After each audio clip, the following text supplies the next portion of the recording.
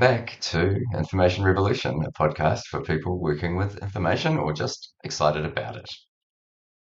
We've been talking previously in recent episodes about domain modeling and about information asset registers, which might be thought of as a different way of modeling information across an organization. And back in the day, we definitely made reference to ontologies. So we thought it was a good time to jump into that, and this may well connect through into future episodes pondering about auto classification and auto categorization. So, we thought it was fair to ask our resident information architect some questions about this. We should probably do our little intros first. So, my name's Michael Upton. I'm an information management consultant based in Wellington, New Zealand. And my name's Judi Vernau. I am that information architect, and I'm also in Wellington. And I'm Karl Melrose. I'm an information management consultant in Adelaide. So, Judi, Yes. Michael, ontologies. Ontologies. Where to Well, start? where to start? Yeah, that's a good question, actually. Where to start? And people seem to have grabbed hold of this term ontology and used it in a way that I think in the 90s they would have used the word taxonomy everywhere. It seems to be, the word du jour or whatever.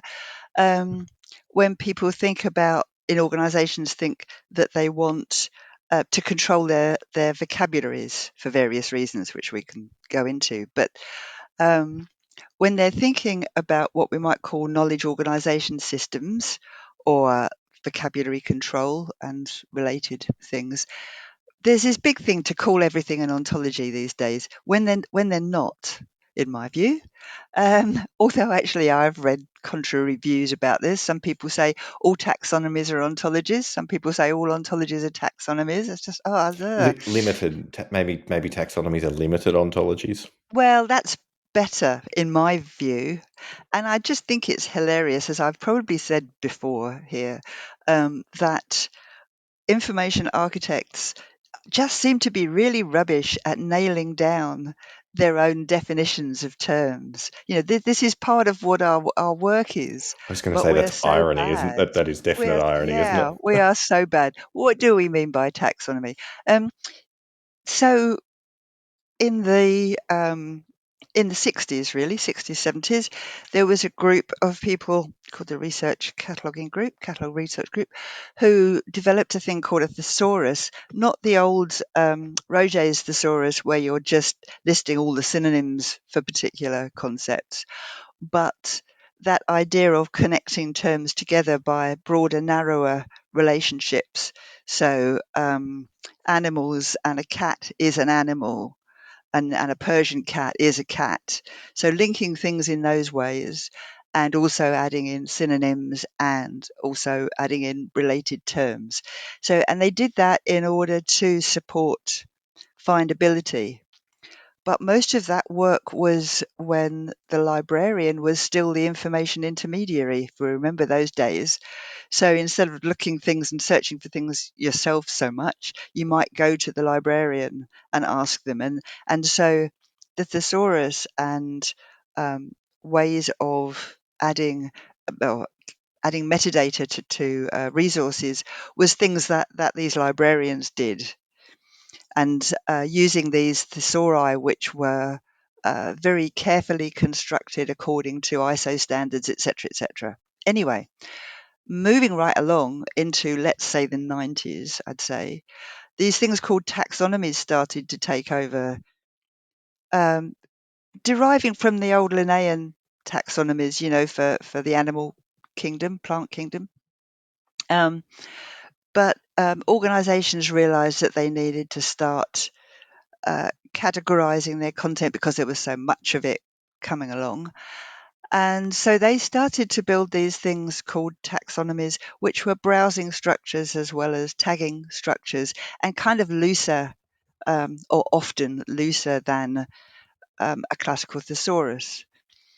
And that's generally what people mean when they say they want an ontology these days, is that controlled vocabulary, ways of structuring vocabulary and applying it to resources, information, so that when you search on something, you can find it and you can browse around it and all that kind of stuff. So those things are called knowledge organization systems. And then there's ontologies, which is like a grown up version of all of that. And I think, as far as I can tell, that this term started to be used in library science because it was already around in philosophy to mean the study of being, but started to be used in library science or information science um, in the AI community, actually, around the 1980s, to start to mean models that support computational reasoning, which is exactly where we are today in spades, I guess. So ontologies were identify concepts and the classes that they belong to, and they do that broad and narrower idea. But importantly, these classes are related by articulated relationships. So the thesaurus just said, oh, yeah, we know this is related to that. But very importantly, an ontology says exactly how it's related. Yeah, broad, more specific, less specific versus a descriptive relation that tells you something, that elaborates something So about it. the previous ones would just say, this is a broader term, this is a narrower term, this is a related term. But now in the ontology world, we say, this belongs to the class of, let's say, artists. And artists create works of art. So creates, it's not just this artist is related to this work of art, it creates this work of art. And this artist was born in Belgium, and he paints using oils. And all these facets, all of these classes are developed as individual taxonomies. So you've got your list of artists, you've got your list of countries, say, you might have your list of works of art, you might have your school of art, say, or your medium, your activity, they paint, they sculpt, they do those things. And occupations, perhaps sculptor, painter, those kinds of things. And you relate them in explicit ways. So there's that. The ISO standard quotes Thomas Gruber, who I think is one of the ones credited with doing an early definition in 1993, actually. And the standard says an ontology is a formal, explicit specification of a shared conceptualization. See, so there you have it in a Rolls nutshell. off the tongue. Yeah. Oh, yeah. Absolutely. But what it boils down to is, going back to what Michael was saying, it describes a particular domain, a domain of discourse. So I just talked about art. I've built ontologies in politics, environment, biosecurity, housing. So what is the domain? And you put together your domain model, which we talked about before, as Michael said, and then you look at all the concepts that are important within that domain and how they're related. So that's what you're doing, and that kind of a domain model describes the domain that you're working in, and really highlights all the things that are important in that area and how they are related. And then you can start to collect the vocabulary that relates to those areas. So if I just said countries and works of art and genres and artists, then you start to collect all of the names of the artists, all of the names of countries, all of the names of works of art to put your ontology together. And it can be quite simple, or it can be quite as big as you want, really. And typically, ontologies are represented in resource description framework language. So RDF, scrolls, that kind of stuff, so that they can be easily understood and interoperable. And is that when people talk about triples, Yeah, that's where yes, you've got your exactly. term, your relationship, your term, Yeah, that's is right. that part of Subject, RDF or is predicate, it a object. standard? Yeah, that's exactly it. Yeah, that is Hmm. exactly it. Artist creates work of art is And what Hmm. is about is a triple. owl and those sorts of things? Just different Yeah, ways of describing an ontology or well, owl different is purpose or owl is an ontology in itself. No, hang on. I always get these confused. Yeah, owl is an ontology in itself, as I understand it.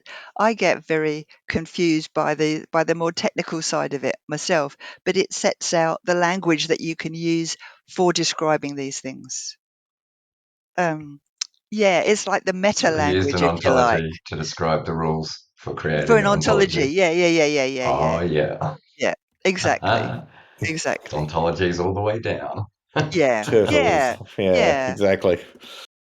Archives New Zealand's previous archival collection tool or model or way of searching our National Archives, Archway, um, I recall had these, it basically had a diagram that described these are the kinds of entities that you can find Yes. via Archway, and this is the explicit relationship between each one. So, for Yep. instance, this is the controlling public office.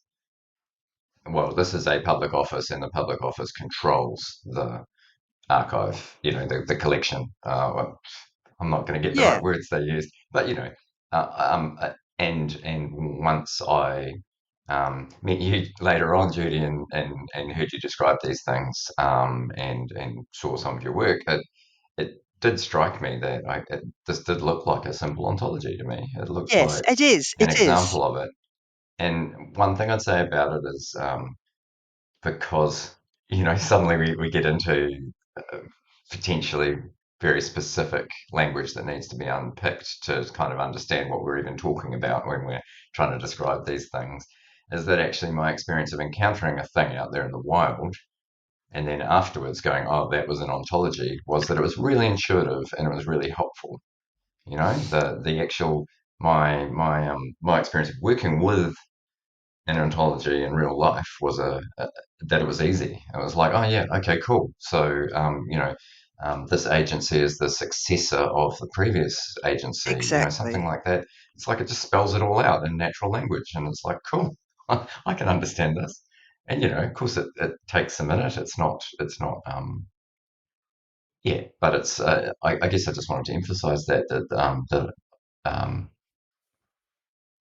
it can, I guess it can sound really pointy-headed, and in particular, if it's just unfamiliar stuff for people, right? And so working it through, it might sound like, whoa, at the end of this, we're going to have something that's as confusing as I'm feeling right now, or as, will leave me confused. Whereas that's not been my experience of actually dealing with an ontology sort of almost as an information consumer at the other end, going, how do I find the Yeah. information I need?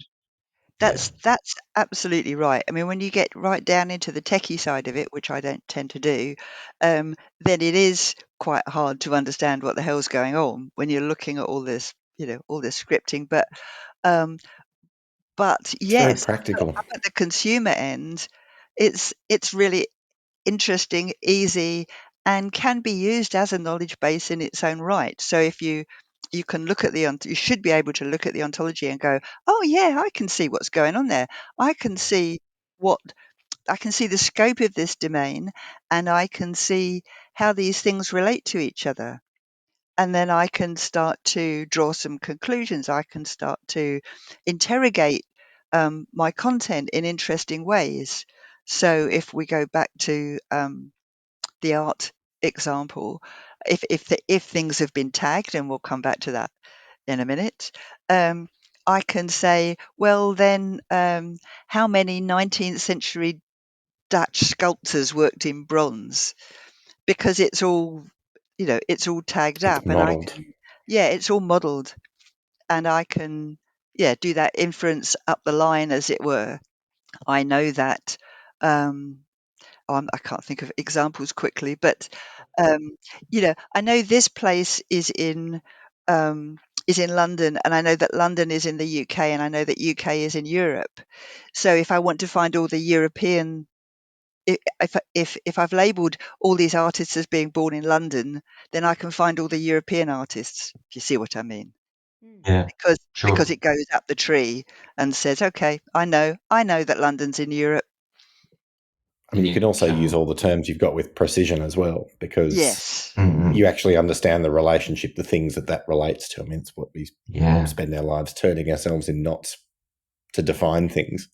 It's all about the relationship Yeah. of that thing to everything else. Yeah. And you can see some good examples. I mean, I always think Wikipedia is a fantastic example these days, because you look for something and more often than not, you get that information panel that comes up on the right that tells mm, you, like you search for a prime minister and the information panel comes up and tells you who the previous prime minister was, or it tells you what the current prime minister's previous roles were, all of that kind of stuff, which is driven via this kind of a model. mm, yeah, And the domain models are really important for um, the kind of data modeling that people have always done, turning things into logical models and physical models. They will need to have done some kind of modeling of this kind.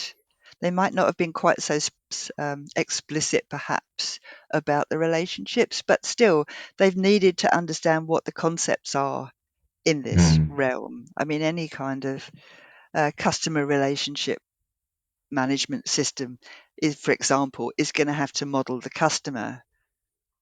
Um, I mean, and so and you that want to make that, we make that absolutely explicit in an ontology. and that boundary between the question that's been in my head since we started talking is, the boundary between this and other things like entity relationship modeling and, Yeah, yeah, some of yeah, the technical side of things. Like, I kind of came at ontologies a couple of years ago through knowledge graphs. I was starting to explore knowledge graphs, and then I bumped into the Australian government ontology and the people who were creating that at the time. And yeah. it all seems, and I've never done any of this type of work. I understand about this much of it. It all seems very related to me. But I think Wikipedia that you described is an interesting example for me, because I think trying to get my head around the utility of these sorts of things has been quite a long journey for me. Maybe just not very smart.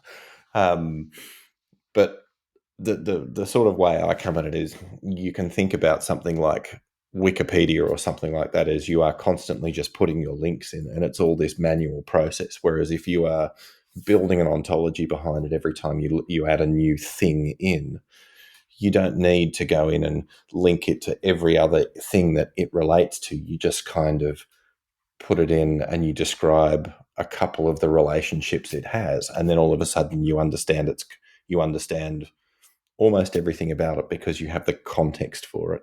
You understand that it's this type of thing. You understand how that thing relates to everything around it. Is that anywhere close to?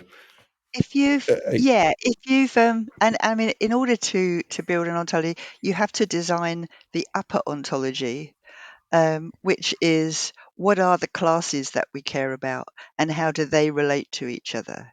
So artists are people. So you might have a people class, or you might have an agent class, as some of them do, but whatever, a class of people who do things.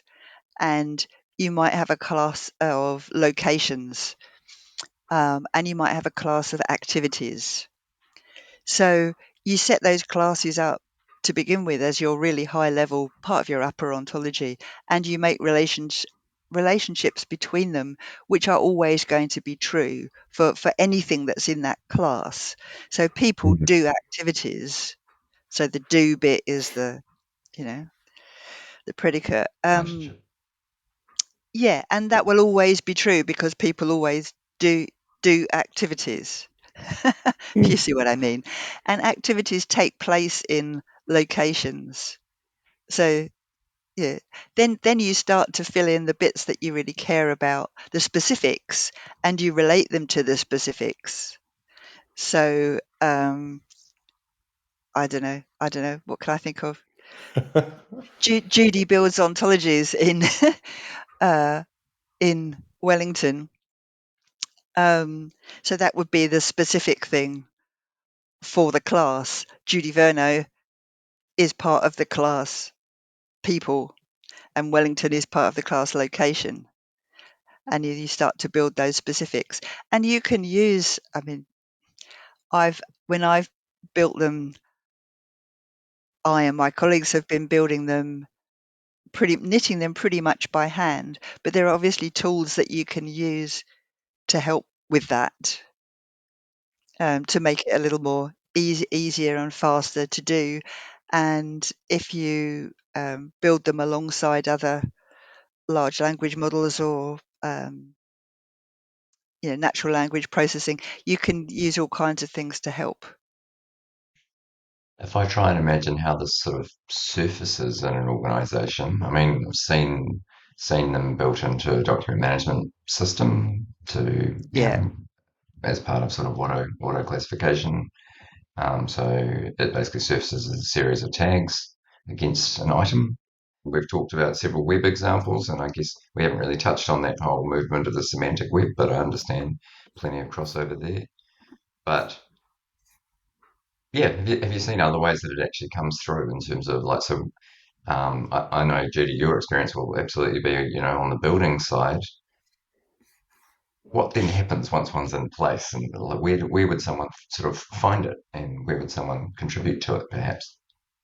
Yeah. Well, obviously it depends on the organization's particular need Hmm. for it. And you mentioned embedding them in document management systems, or whatever we want to call those things these days, um, where it can be used to do. I mean, most of my experience, half of my experience, has been around automatic categorization of documents, categorizing for subject and also for classifying for retention and disposal schedules.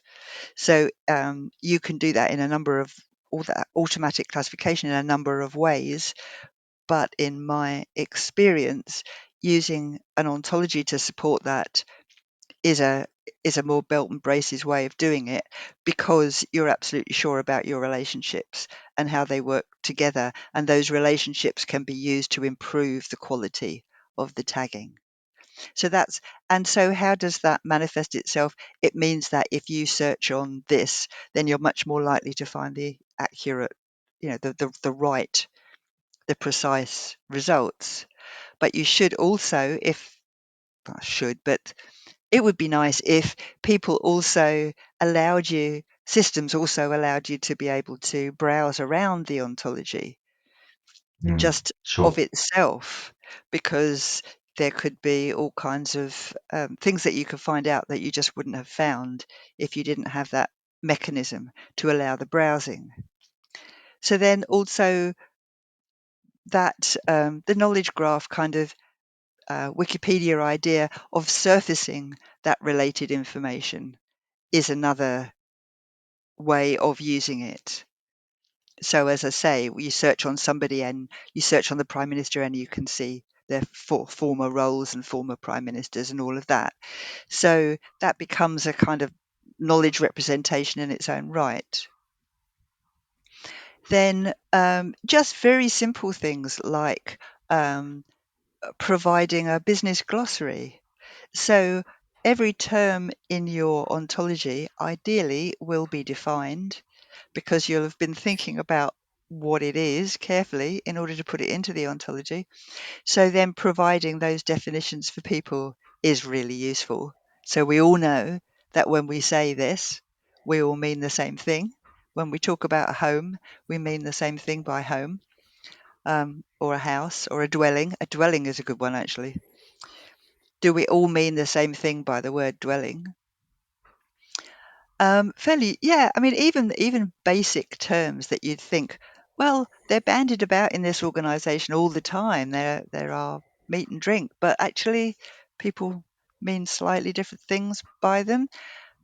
The structure of the ontology should really help to clarify the exact meaning, because the labels that you're using in the ontology, they are just that, really. They're labels for a concept. That's something that needs to be stressed, actually. We are talking about concepts and the labels that make sense in this organization. And if the organization has 2 or 3 different labels for this one concept, then we record them all in the ontology. We're not And really talking about entities, we're talking about concepts. yeah. I was going to be cheeky about defining do. Yeah, Yeah, yeah, yeah, people yeah. do activities, and actually some of those common words are the most complicated. But on the other hand, if you are just using a plain language, a common understanding, and you do have those relationships between concepts, they sort of tell the story for you, right? People do Yeah, activities. We don't really need to dwell, if I dare to use that word, on yeah, what yeah. do means, and this, it should be really obvious. Yeah. Yeah. And I mean, the other thing that I think is really important is that inferencing aspect that I was talking about before, because the relationships that you have in your ontology must be very tight, very formal. The formal bit is really, taxonomy is quite often quite loose. An ontology has to be absolutely 100% logical, formal, in order to deliver everything that it needs to deliver. So that you can do that inferencing. If I think of ontologies being applied to documents, basically, in my mind, that because that's my bread and butter, but being applied to an item, a piece of information, whatever. Um, could you say something about the relationship between that and metadata? Like, how would you, Oh, sure. does some of Um, this become metadata of the object or the item? yeah, absolutely. Um, so wherever you need controlled vocabularies in your metadata, then you might use an ontology. You might use an ontology. I'm not saying you should, by the way, but you should use a controlled vocabulary to support certain items in your metadata. So, I mean, obviously, subject. If you want to know what the thing's about, it's much better to have a controlled vocabulary there because it improves precision and recall hugely. But you might also want to have, I mean, another simple one, location. You want everybody to agree, which they so often don't, what the regions of New Zealand are, for example, and give them that list of the regions so that they can choose from that. And all the language is the same, put really Mm. simply. Hmm. And there Mm. will be other ways of describing your particular document set. You might want to relate your documents to the piece of legislation. I've seen that in an organization, the piece of legislation that drives it or is behind it. So obviously then you need a drop down list or a list of the, the legislation that's relevant to your area. Mm. And I that's mean, all it metadata. That's all ways of describing that Sure. document. and it really seems like we're talking about the difference between its representation versus presentation. Because I mean, when I think about ontologies at a conceptual level, every time I look at a table, well, I mean, all of the ingredients are there. You've generally got an object, and then you've got a description of it, which is the predicate and the subject. So I mean, you every time I look at all of these different things that we just use habitually, I see all of the ingredients of an ontology, but Yeah, generally none of the precision. And they're just, I mean, they're very limited when you get right down to it. It's just you're putting these are much more limited ways to present the same set of ideas to people. They're much more limited models.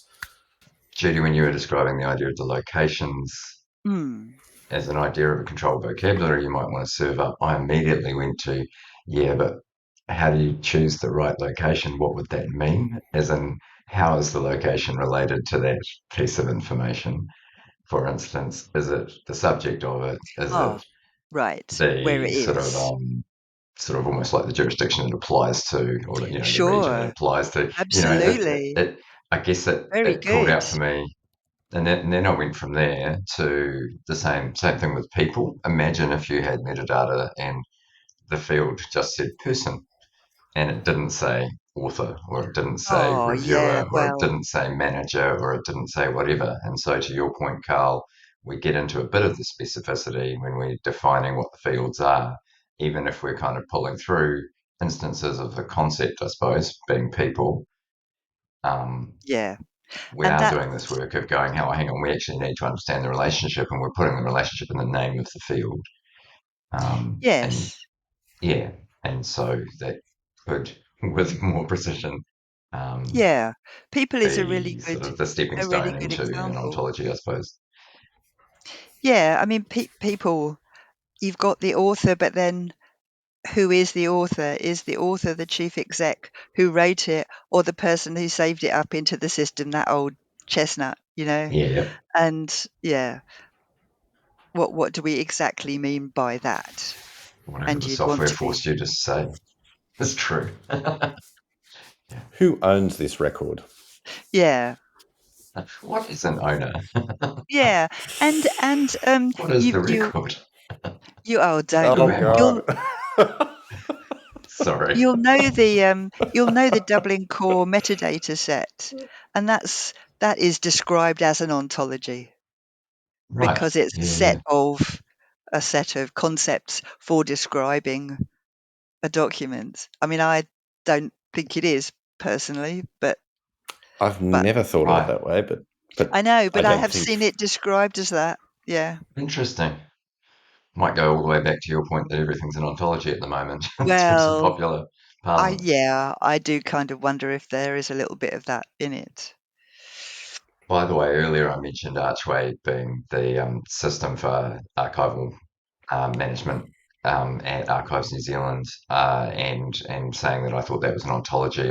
I remember it's the Australian series system. It's an the implementation Commonwealth of that. So reference. Chris Oh, Hurley's okay. work. So it might be better described as entity modeling than conceptual, but I don't know.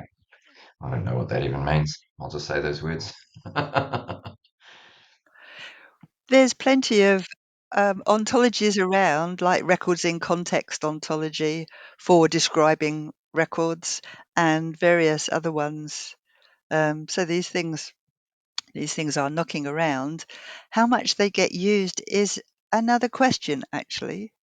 Yeah. Um, What and so why? Why do you think that and is? yeah, Why don't you think that it seems to be a concept for me with enormous utility, and every time we talk about any kind of controlled vocabulary or anything like that, I just think about all of the project teams I've ever had to work with and just how much language has gotten in the way of anything meaningful because we can have completely coherent sounding conversations and mean totally different things.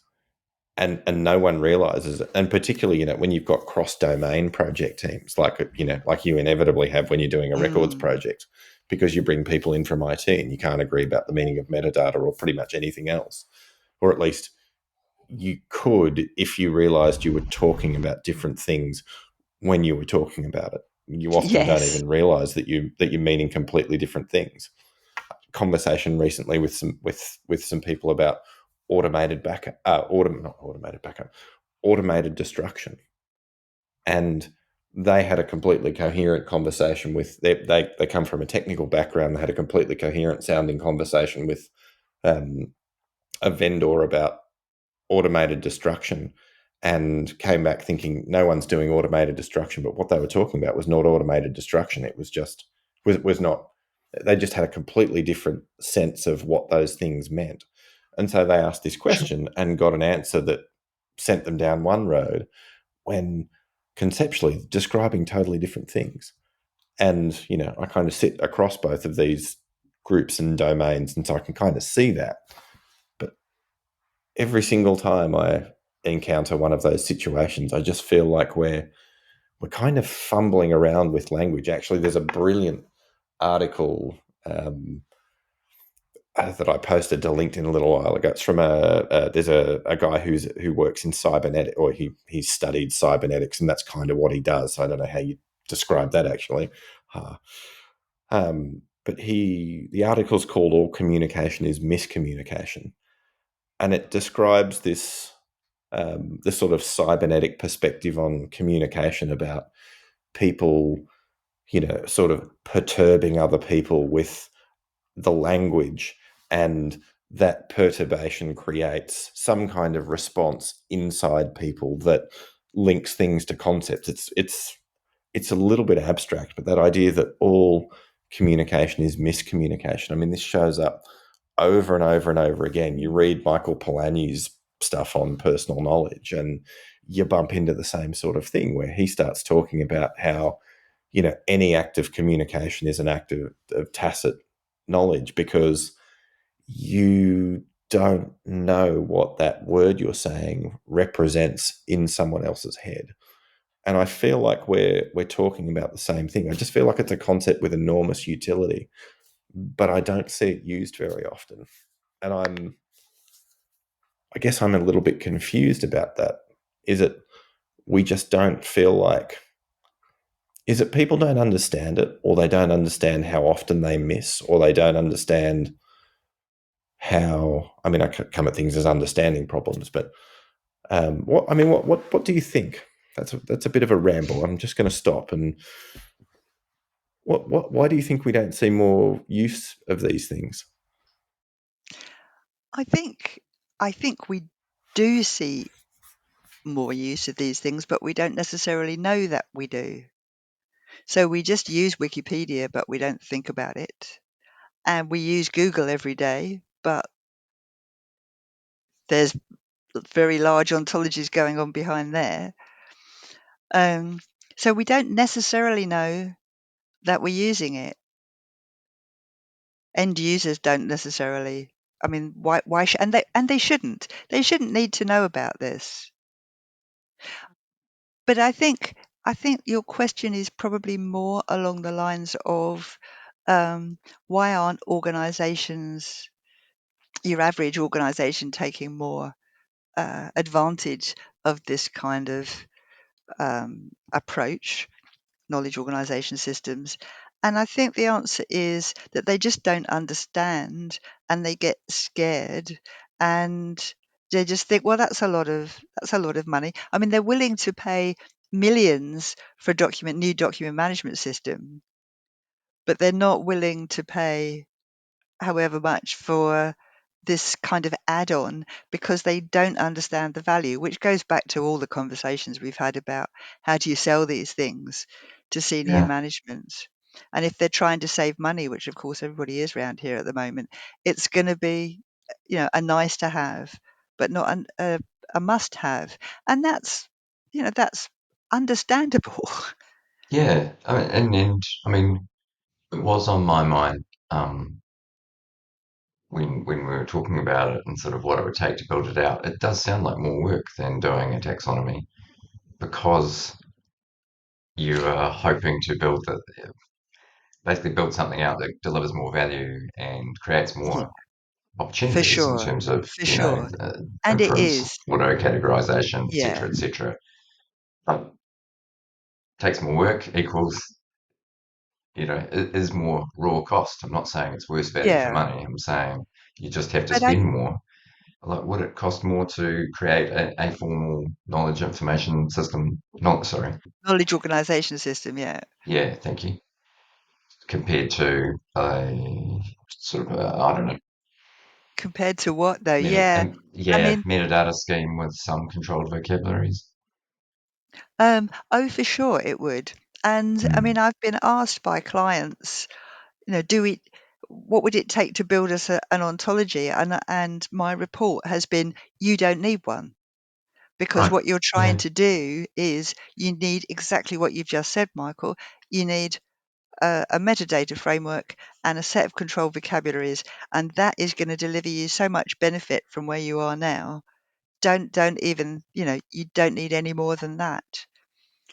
But if Yeah, right. you want to do all these other things, I mean, one thing I haven't spoken about really is, well, only touched on, is interrogating structured and unstructured data. So try finding ways to interrogate all of your information assets. And we started to do some quite interesting work fairly recently with someone who was using natural language processing alongside a little mini ontology to interrogate emails that clients send into the organization. And you want to know what kinds of things, what are these emails about? They're complaining about stuff, or are they praising the staff, or are they, what's the coverage? And also, what's the subject matter of them? And what does that mean? And this is the crucial thing, I think. If they are saying something in the email, what does that mean for the organization? What do they need to do about it? I don't really want to give examples without giving away who I was working with, but you see what I mean. If you can work out exactly what the subject matter is, as well as maybe the sentiment, but the subject matter and those kind of target words, you can begin to respond much faster to what it is people are wanting when they contact the organization. And because you've got those concepts and they're all related, it just makes it so much easier.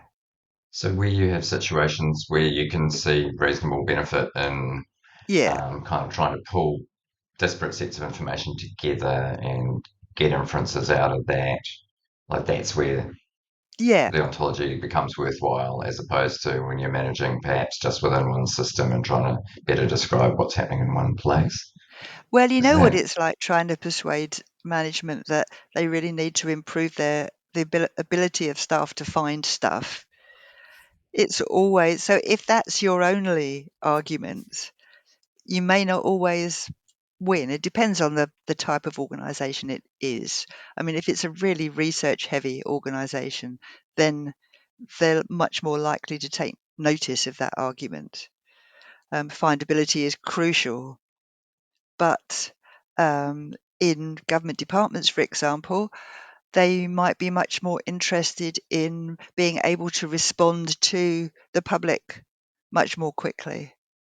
And an ontology would certainly help there. And I mean, that email piece that you just mentioned, I mean, email is just about the hardest challenge, I think, we Well, have in information. Well, I mean, I suppose there's instant messaging, which is probably but email's up there. Hmm. And I keep seeing people trying to tackle email with machine learning, and it just seems like trying to use a road train to, I was going to say, it's the sledgehammer to crack a walnut. I'm trying to think of an adequate kind of analogy for it, but it just seems like the wrong tool for the job.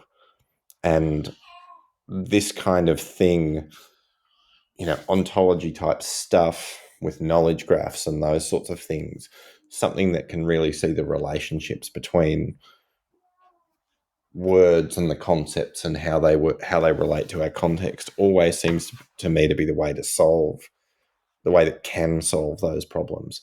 But I don't see that work being done. And I think that's really, I don't know, that's just it's probably more of a comment than anything. mm, Because I am trying to figure out how to deal with email at the moment for an organization, and I'm stuck. And this is the only, I mean, this type of tool is the only tool that seems like it could deal with it. There's the natural tendency of everybody at the moment to say, oh, we'll just throw some AI at it. And it's, when you actually start to look at the mechanics of that, though, you need something like this before you can do something meaningful with that, because machine learning yeah. just doesn't get there. It's a statistical sample. It just doesn't get there in my experience. I could be wrong about that. Somebody wants to flame me on LinkedIn and tell me that I'm wrong about that. I would love that. Yeah. Hmm. And I always think training sets are so difficult when you've got a large organization that produces information in all kinds of shapes and sizes all day long. And how do you get a meaning? And I'd be interested to hear how you put together a meaningful training set around that. I just, not sure. Yeah, not a rhetorical question, people. Someone help No, us. no, yeah, Yeah, someone help tell us, us. absolutely. Tell But I us, mean, please. you did just spark a point for me earlier though about, I mean, what organisations are, and I mean, I think this is where you start to get down to the roots of, I guess, ontology as a philosophical discipline. The sort of the level, or the usage of the word prior to the one I think we've been talking about. But I mean, how much of being an efficient organisation is just having coherent use of language and thinking about, somebody uses a word and you get a group of 500 people who understand that word in the same way.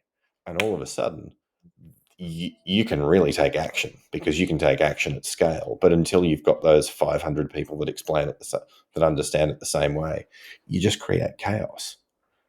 And that's the recurring idea that I just keep coming back to. It's, how do we get to that shared understanding so that we can take action coherently? And I feel like there's something much bigger under the concept of ontology as we're using it than just, how do we categorize, how do we figure out what categories this document falls into, and how do we get a retention class out of it.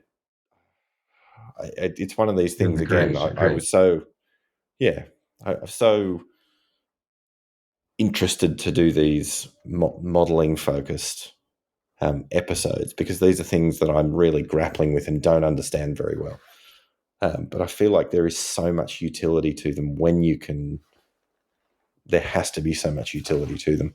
So Sometimes we've done a really basic, high level ontology with an organization, and I can remember one particular group saying, I've never seen what we do set out so clearly before.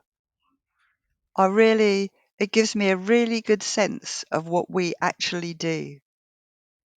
I mean, how nice is that? It was great. I'm a senior guy. If you've developed the upper ontology clearly enough, which you can only do obviously with them telling you what it is they do, then it is amazing actually how much clarity just that can bring to an organization. Alrighty, well, that's probably a good place for us to finish. As Carl's been implying, wow, for those of you watching YouTube, we'll see the fireworks going off here. Um, Now I'm entirely distracted, but anyway, I'll continue. We are going to continue talking about modeling, and we are going to take that through into thinking about different ways of auto categorizing things. So stay tuned for future episodes on that. I'm going to try and demystify some of the things that happen in Microsoft Purview, and yeah, talk about those capabilities and what I have and haven't seen happening in real life so far. So if anyone has input on that stuff, sing out. If there's anything you'd want to hear, sing out. If you want to join in, please sing out as well. So thanks again, one and all, and hopefully hear from you soon. Cheers. Bye. thanks, everyone.